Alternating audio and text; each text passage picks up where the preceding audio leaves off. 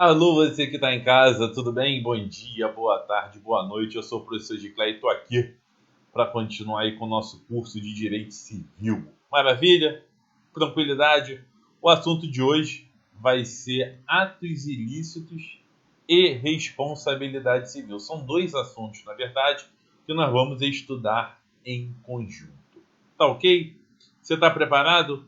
Então vamos lá, ó. Vem comigo, vem com o titio Giclé, porque a gente vai seguir o seguinte roteiro. Olha só, nós vamos ter basicamente esses itens aqui abordados na nossa aula. Conceito de ato ilícito e de responsabilidade civil, que está aqui, é o item 1.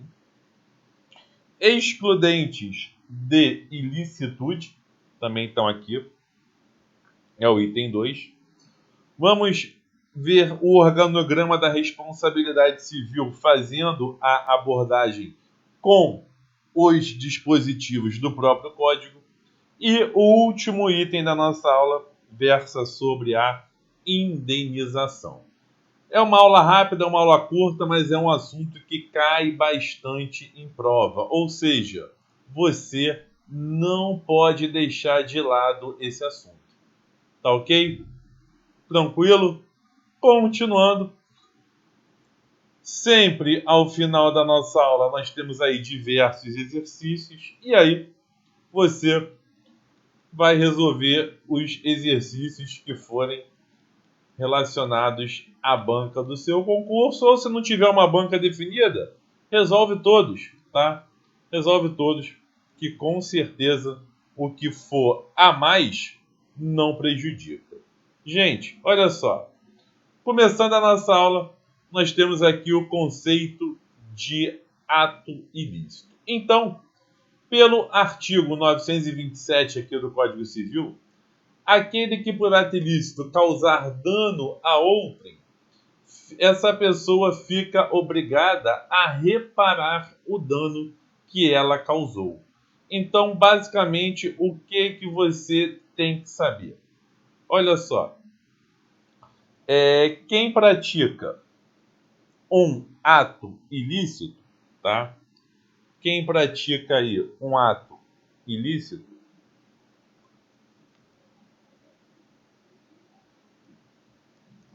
surge para essa pessoa o dever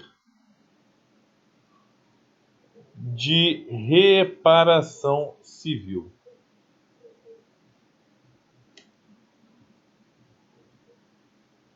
E esse dever de reparação civil é que acarreta a obrigação de indenizar. Então, se alguém pratica um ato ilícito, essa pessoa tem que indenizar o dano que foi provocado. Tá ok? Tranquilo até aqui, gente? Olha só que interessante. No Código Civil, o ato ilícito, ele tem duas espécies, tá? O Código Civil ele aborda duas espécies de ato ilícito. A primeira é a violação de um direito. É a modalidade prevista no artigo 186 do nosso Código Civil. E a segunda é o abuso de direito, modalidade essa prevista no artigo 187 do nosso Código Civil. Tá ok? Vamos colocar aqui os números, ó. 186, tá? E 187. Além disso, a doutrina aponta como elementos do ato ilícito o seguinte: o ato ilícito ele tem que ter três elementos. Para alguém praticar um ato ilícito, essa pessoa tem que praticar uma conduta. Esta conduta tem que provocar um resultado, e esse resultado vai ser o dano. E entre a conduta e o resultado, é preciso haver uma relação de causa e efeito chamada de nexo causal. Ou seja, não há ato ilícito sem esses elementos. Se não houver dano, não há que se falar em ilícito civil. Diclé, me explica isso melhor. Vamos lá, estou aqui. Gente, imagina o seguinte. Imagina que uma pessoa, dirigindo o seu carro, ela avança o sinal ou farol vermelho. E aí, ela acaba batendo em outro carro que estava conduzindo normalmente dentro dos parâmetros de legalidade. Esse que avançou o sinal vermelho praticou uma conduta, provocou um dano, tem uma relação de causa e efeito entre a conduta e o dano, consequentemente, esse motorista vai ter que indenizar aquele que teve o carro batido, aquele que foi prejudicado. Agora, imagina o seguinte, imagina que o outro motorista somente avance o sinal vermelho. Mas ele não bateu em ninguém, não teve dano. Se não teve dano, não teve ilícito civil. Diclé, mas ele pode ganhar uma multa? Sim, mas isso na esfera administrativa. Na esfera civil, não há que se falar em ato ilícito, não há que se falar em indenização, porque não houve dano. Só há dano, ou melhor, só indenização quando surge um dano. Belezinha? Continuando.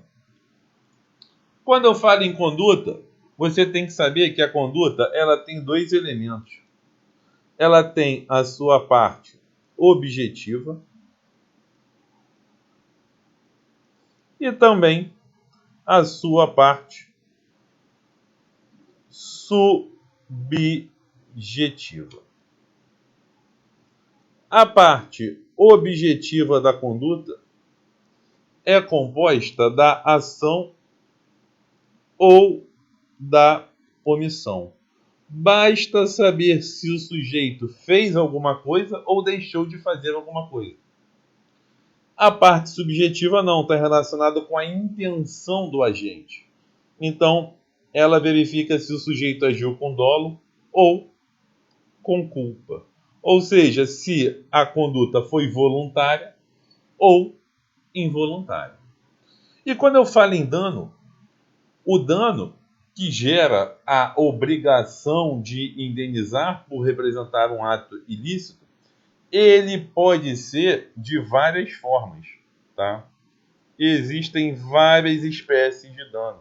Por exemplo, tem o dano material, tem o dano moral, tem o dano estético. Existem várias espécies de dano, dentre outros, tá? Vou botar aqui, ó, pontinho, pontinho, pontinho, só para você lembrar que é dentre outros. E o STJ, nos termos da sua súmula, né, de suas súmulas, ele permite que esses danos sejam cumulados. Ou seja, em um único ato ilícito, a pessoa pode sofrer dano material, dano moral e dano estético. Ou seja, esses danos aqui podem ser cumulativos. Tranquilo, gente? Pô, Edcler, então você está montando aí um resuminho bacana sobre ato ilícito pra gente? Exatamente, é isso aí que eu estou fazendo. E agora a gente vai ver como que o assunto, pelo menos essa parte inicial, ela está sendo tratada na apostila. Olha só. Nós temos o artigo 927 que diz: aquele que por ato ilícito causar dano a outrem fica obrigado a repará-lo. Então, nenhuma novidade aí pra gente. Depois, nós temos o artigo 186, que diz: aquele que por ação ou omissão voluntária, negligência ou imprudência violar direito e causar dano a outrem, ainda que exclusivamente moral, essa pessoa comete ato ilícito. Então tá aqui, ó, a violação de um direito. Artigo 186. Pode ser por ação ou omissão. Perceba que aqui, ó, eu tenho a parte objetiva da conduta, tá?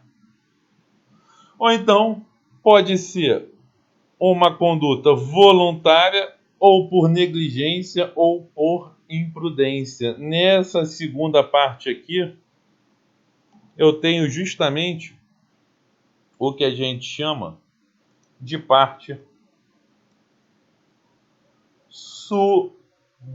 subjetiva da conduta. Beleza, gente? Tranquilo? E aí continua o artigo 186 dizendo: e causar dano a outra. Então, o dano é o resultado a ser obtido com a prática do ato ilícito. E esse dano pode ser exclusivamente moral, pode ser material, pode ser estético, pode ser qualquer espécie de dano. Aí sim, essa pessoa estará praticando um ato ilícito.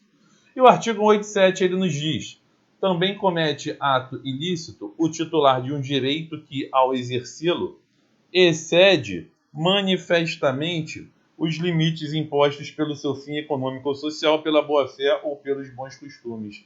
Quem excede um direito que possui é porque essa pessoa age com abuso de direito. Tranquilo, gente? Maravilha? Com isso, nós temos aí justamente a definição das espécies de ato ilícito. Dicleia, o que significa esse quadrinho aqui que você colocou de que a violação de direito segue a teoria subjetiva e o abuso de direito segue a teoria objetiva? Gente, a doutrina entende que para haver a violação de direito, representando a prática de um ato ilícito, há a necessidade de se demonstrar a culpa da pessoa que provocou o dano. Seja essa culpa observada em seu sentido amplo, Ou seja, a violação do direito depende da comprovação da culpa. Tá ok? E a teoria objetiva, que você já estudou lá no direito administrativo, para o abuso do direito, independe da comprovação de culpa. Tranquilo, gente? Então fica ligado porque isso cai na prova, tá? Continuando, ó. Dessa forma, podemos listar 3 requisitos para ver a responsabilidade civil. Primeiro é a conduta. A pessoa tem que praticar um ato, o ato humano, tá? Tem a parte subjetiva e tem a parte objetiva. Já falamos sobre isso. O segundo elemento aqui que eu coloquei é o dano, a ocorrência do dano. Vou voltar para falar sobre ele. E o terceiro elemento é o nexo de causalidade ou nexo causal, conforme eu coloquei no esqueminha. Esqueminha que está de acordo com esse gráfico. Ó. Requisitos, elementos para haver responsabilidade civil: conduta, dano e nexo causal. Sobre o dano, nós temos algumas classificações do dano. Classificações essas que de vez em quando a banca CESP cobra, né? A antiga ESAF também cobrava, a FGV pode ir por essa linha, FCC muito pouco. Então, olha o que diz aqui, ó. Quanto à extensão do dano, o prejuízo compreende o dano emergente, que é a efetiva diminuição do patrimônio da vítima, e o lucro cessante. Então, se eu estou indo dar aula em um cursinho, alguém bate no meu carro, o dano emergente é o valor que eu tenho que gastar para consertar o carro. E o lucro cessante é o valor que eu deixei de ganhar por não ter dado aula naquele dia em que bateu no meu carro. Então, quanto à extensão do dano, o dano compreende, né? O prejuízo compreende o dano emergente e o lucro cessante. Quanto à natureza do bem violado, o que nós temos aqui? Eu já falei para você que essa é a principal classificação do dano, dividindo ele em material, dano moral e dano estético relacionado aí com a imagem da pessoa. E como eu disse, o STJ, por meio das súmulas 37 e 387, permite a acumulação dessas indenizações. Ou seja, imagine que A ele bata no carro de B, tá? A bateu no carro de B. Tranquilo? Show de bola. Então vamos lá. Esse carro de B era um carro da família, é um carro antigo, é um carro que foi do avô de B, é um carro com muita estima por parte dele e de toda a família. Então, gente, o que aconteceu aí? O reparo desse carro será o dano moral. O valor sentimental que foi ferido com a batida, em razão do carro, né, ser muito antigo, ser muito querido pela família, é o que a gente chama de dano moral. E por acaso, nessa batida, a vítima, o motorista, ele sofreu cortes no rosto e ficou com cicatrizes no rosto. Então houve aí também dano o quê? Estético. Dano relacionado à imagem. Nesta batida, a vítima pode pedir indenização para todos os danos de forma cumulativa? Sim, é exatamente isso que diz as nossas súmulas do STJ. Beleza? Item C. Quanto às consequências do dano, o dano pode ser direto ou indireto. O que é o dano direto? É aquele suportado pela própria vítima da ação lesiva. O dano indireto, também chamado aí de dano reflexo ou dano por ricochete, ele se revela em decorrência de um dano anterior sofrido pela própria vítima ou por outrem. Por exemplo, olha esse exemplo que eu coloquei aqui. Imagine a destruição do vidro de uma vitrine por um desordeiro com um consequente estrago causado pelas chuvas nos artigos expostos em razão do vidro, em razão da falta do vidro, né? A destruição do vidro, a pessoa que jogou, por exemplo, uma pedra e quebrou o vidro da vitrine, isso representa o dano direto. Aí veio a chuva, o vidro estava quebrado, a chuva foi e molhou tudo que estava lá dentro. O estrago causado pelas chuvas é o que a gente chama de dano indireto, dano reflexo ou dano por ricochete. Então agora você já sabe as 3 classificações do dano. Continuando. Olha o que eu coloquei aqui, ó. Se for praticada uma conduta, mas essa conduta não ocasionar um dano, não podemos falar em ato ilícito na esfera civil, tá? Não podemos, ficou faltando aqui, ó, falar em ato ilícito na esfera civil. Por exemplo, se alguém avançar um sinal com seu automóvel, mas não bater em ninguém, como eu disse, ou nada atingir, há uma infração de trânsito, mas não há um ato ilícito.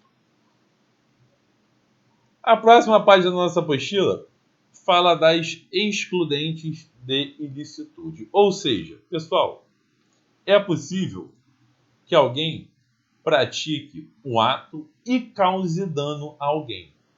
Entretanto, esse ato não será ilícito por razão, né, de existir uma causa excludente de ilicitude. Como assim, Dicler? Olha só. Imagine que uma pessoa provocou um dano a outrem, mas ela agiu em legítima defesa. Então, apesar de ter provocado um dano, a ilicitude ficou excluída por conta da legítima defesa. Então, o que você não pode deixar de saber sobre isso? Quais são as principais excludentes de ilicitude? Olha só. Quando eu falo em ato ilícito, esta ilicitude aqui, ó, ela pode então ficar excluída. Quais são as hipóteses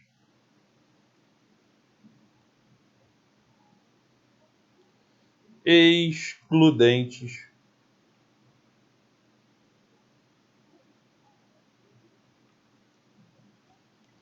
de ilicitude?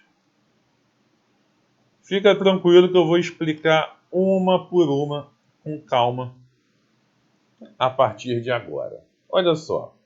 No nosso Código Civil, o artigo 188, ele lista 3 excludentes de ilicitude: a legítima defesa, o exercício regular de direito e o estado de necessidade. Olha só o que ele diz. Não constituem atos ilícitos os praticados em legítima defesa ou no exercício regular de um direito reconhecido. Nós temos aqui, ó, 2 excludentes de ilicitude. E o inciso 2 fala da deterioração ou destruição da coisa alheia ou a lesão à pessoa a fim de remover perigo iminente. Aqui é o que a gente chama de estado de necessidade. Então, essas são as 3 que estão expressas no nosso Código Civil, tá? Existem ainda outras. Como assim, Dicler? Existem outras, ó. O fato exclusivo da vítima. Se a culpa é exclusiva da vítima, tá? O fato de terceiro, quando a conduta de terceiro é que causou o resultado. E também o caso fortuito e a força maior. Essas são as 6 principais excludentes de ilicitude. Vamos esquematizar isso? Vamos lá. Volta para cá. Primeiro, segundo, terceiro, quarto, quinto e sexto. Tá ok? O primeiro, como nós vimos, vamos colocar aqui a legítima defesa. O segundo, o exercício regular de um direito. E o terceiro, o estado... Estou abreviando para a gente não perder muito tempo, já que aqui é um resumo, tá? O estado de necessidade. Continuando, com culpa exclusiva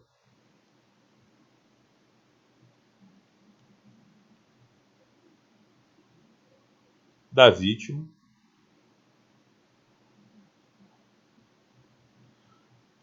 Com fato de terceiro.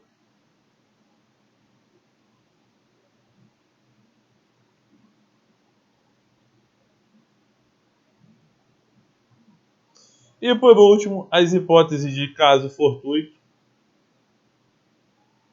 ou de força maior. Tá? Gente, as que mais caem em prova são as 3 primeiras, porque são as que estão no nosso Código Civil. E é sobre isso que a gente vai falar agora. Olha só. Em todas essas situações aqui, a ilicitude fica excluída. Tá? Mas, preste atenção em mim. É possível é possível que, mesmo a ilicitude da conduta ou do ato estando excluída, a responsabilidade pela indenização permaneça. Então, o ato pode deixar de ser ilícito por conta de uma excludente, mas a obrigação de indenizar permanecer, continuar. Diclé, como assim? Me explica isso melhor. Vou te explicar e presta muita atenção que isso cai em prova. Vem comigo, ó. Deixa eu descer aqui um pouco para poder nós usarmos aqui o nosso exemplo. Eu não sou muito bom de desenho não, tá, gente? Então já peço desculpas antecipadamente. Olha só, imagina um carro. Por incrível que pareça, isso é um carro. E aí o motorista do carro vem dirigindo esse carro. Até que uma criança cruza na frente desse carro, correndo atrás de uma bola. Para não bater na criança, o motorista faz uma curva brusca e vem a atingir o muro de uma casa. Está aqui o muro da casa. E ele vem a atingir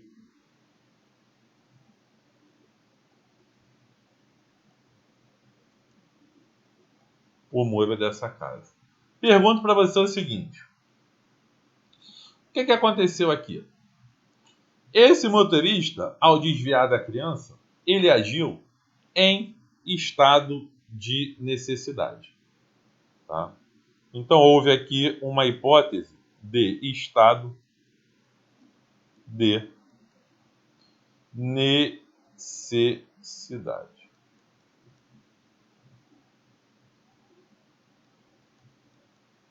E esse estado também que ficou horroroso, né? Eu tenho toque, gente, eu fico... Quando a letra fica ilegível, me dá raiva. Necessidade. Pronto. Agora tá bonitinho. Com o estado de necessidade, obviamente que a ilicitude ficou excluída. Caracterizou-se aqui uma causa excludente de ilicitude. Mas aí eu pergunto, o motorista do carro, como ele bateu no muro, ele vai ter que indenizar o dano que ele provocou, derrubando o muro da casa? Sim ou não?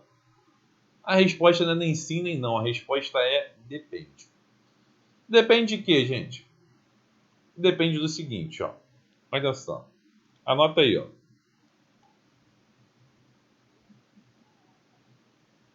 A pergunta que eu estou fazendo para você, ó. O motorista deve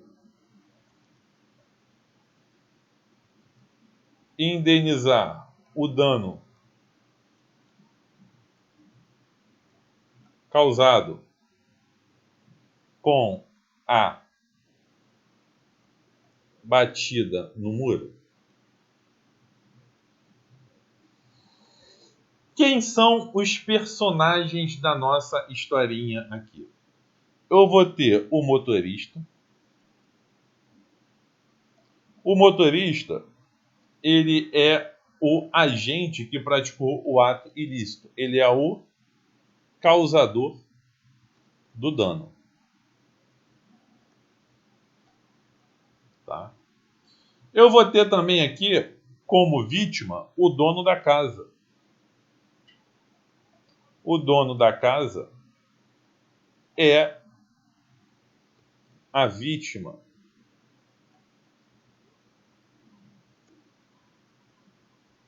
e também vamos ter aqui como responsável pela situação de perigo que ensejou a excludente estado de necessidade, ou seja, o responsável pelo perigo, vai ser quem? Vai ser o pai da criança.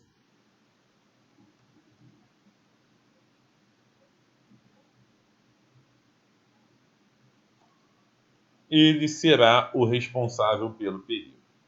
E aí, gente, olha só o que acontece. Deixa eu sair daqui. Como que eu vou saber se o motorista tem que indenizar ou não o dono da casa? Eu tenho que fazer a seguinte pergunta, ó. O dono da casa, a vítima, e o pai da criança, eles são a mesma pessoa?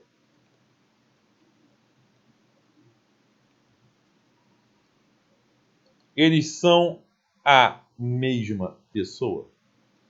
Porque se eles forem a mesma pessoa, o motorista ele causou um dano para quem foi o responsável pelo perigo. Então, eles são a mesma pessoa? A resposta pode ser sim. Se eles forem a mesma pessoa, não há obrigação de indenizar.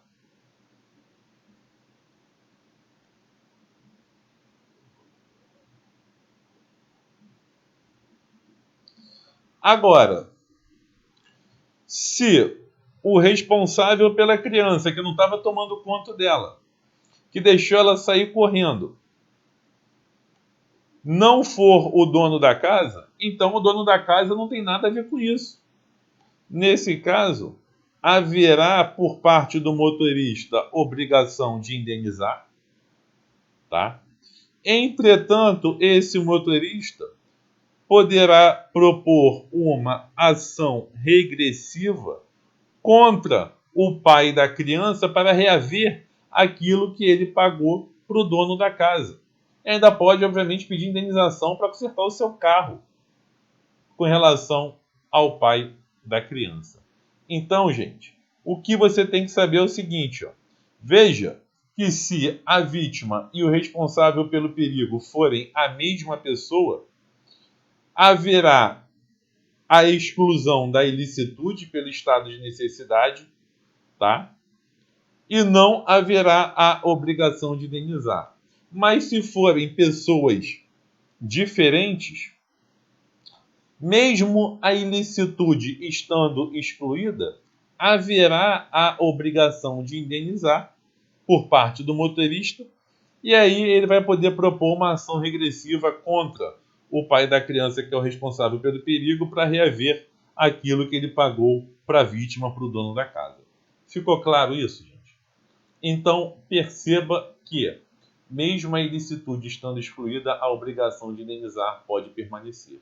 É justamente isso que nós temos aqui, ó, no nosso artigo 929, juntamente com o 930. Olha lá. Se a pessoa lesada ou o dono da coisa, no caso do inciso 2 do artigo 88, esse inciso 2 do artigo 88 é justamente o estado de necessidade.